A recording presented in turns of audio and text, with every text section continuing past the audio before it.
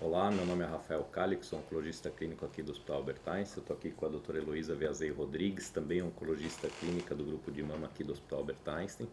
E nós vamos discutir com vocês um pouco sobre o que foi apresentado e o que vem acontecendo, especialmente num subgrupo das pacientes com câncer de mama, que são 15 a 20% delas, que tem a tal da doença HER2 positiva, hiperexpressão de HER2. Esse é um grupo que historicamente tinha um prognóstico pior até que se desenvolveram terapias anti-HER2, anticorpos especificamente que alvejavam essa doença.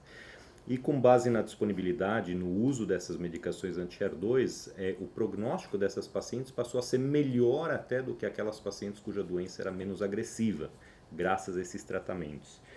E essa terapia anti-HER2, no contexto neoadjuvante pré-operatório ou adjuvante pós-operatório, começou a ser dada junto com quimioterapia, e uma quimioterapia bastante intensiva. E nessa combinação, o que a gente acabou obtendo ao longo aí da última década é um prognóstico muito bom para essas pacientes, uma taxa de cura excepcionalmente alta, uma sobrevida livre de recidiva excepcionalmente alta. E nesse momento, Elô, não sei se você vai concordar comigo ou não, mas a gente chegou num ponto onde o sucesso é tão grande que a gente agora está começando a se preocupar em descalonar, ou seja, tirar um pouco da toxicidade desse tratamento, ou tirar um excesso desse tratamento, para permitir que as pacientes ainda continuem tendo uma taxa de cura tão alta quanto, mas com menos toxicidade da quimioterapia, eventualmente com a otimização dessas terapias anti-HER2. Eu queria ouvir de você a tua opinião sobre o que vem acontecendo nesse meio. Acho que a gente está num cenário mesmo onde se discute isso e os estudos trazem, né, esses questionamentos e respondem algumas das perguntas que a gente tem se feito. Então, inicialmente para aquelas pacientes que são HER2 positivas, mas têm tumores pequenos com axila negativa, a gente tem oferecido com bastante segurança quimioterapia baseada em taxano somente, mais trastuzumab, né? E a gente tem usado isso na prática com bastante segurança e eficácia. A gente tem se questionado e dados também têm sido trazidos com relação à duração do tratamento da terapia HER2. Né? Usualmente quando se faz neoadjuvância, se faz em torno de 3 a 4 meses antes da cirurgia e depois se completa até chegar a 1 ano. Classicamente é essa a estratégia. Mas mais recentemente, 6 meses talvez sejam tão bons quanto 1 ano. Se são para todas as pacientes ou não, a gente ainda não sabe.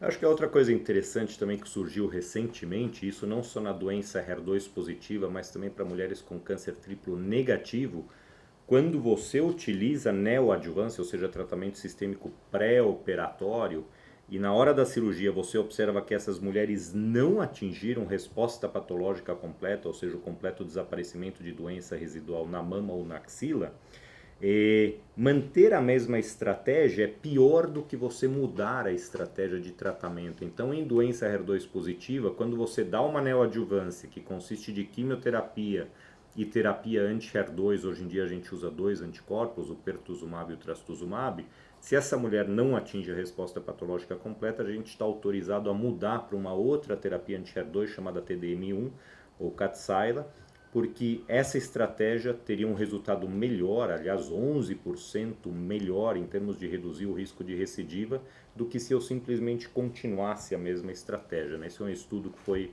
publicado recentemente chamado Catherine. Então eu acho que esse é um avanço grande que a gente está vendo, onde a gente está adequando a quimioterapia ou o tratamento sistêmico em resposta ao tratamento pré-operatório. E justamente por conta desse benefício é que se torna ainda mais importante que o início do tratamento seja uma estratégia de neoadjuvância, ao invés de operar de cara, que as pacientes recebam um tratamento pré-operatório inicialmente, para ver se atinge resposta patológica completa e se não atingir, mudar para algo mais eficaz. Para aquelas que atingem, acho que foram apresentados agora dados nessa ASCO, de um estudo que chama CRESTINE, que mostram que o prognóstico das pacientes que atingem resposta patológica completa é absolutamente espetacular. Quando eu digo isso, nós estamos falando de aproximadamente 94% das pacientes livres de qualquer evidência de doença com um segmento de 3 anos. E como é uma doença agressiva que costuma voltar frequentemente antes dos 3 anos, é muito provável que a imensa maioria dessas pacientes de fato estejam curadas, né?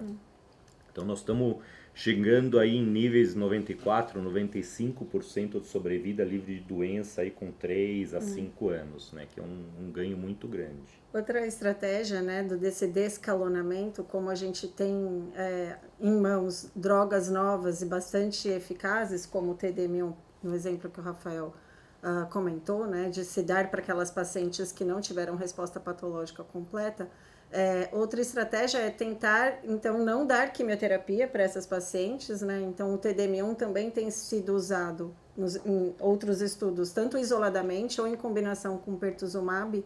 Em termos de resposta patológica completa, o estudo Christine, que foi atualizado, já tinha mostrado, né, que é inferior ao braço de quimioterapia e duplo bloqueio. TDM1 com pertuzumab é inferior para a população global, mas existe aí um nicho de pacientes que, conforme a expressão de HER2, e a gente ainda não sabe muito bem como estratificar quem são aquelas pacientes que expressam muito o HER2 e talvez respondem muito bem ao duplo bloqueio de TDM1 e pertuzumab e talvez não precisem de quimioterapia.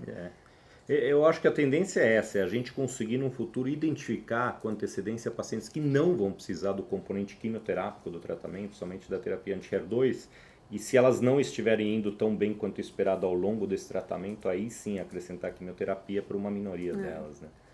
Mas eu estou totalmente de acordo que para esse subgrupo de pacientes com câncer de mama, doença localizada, a gente tem que dar muita atenção mesmo à estratégia neoadjuvante, porque ela diz muito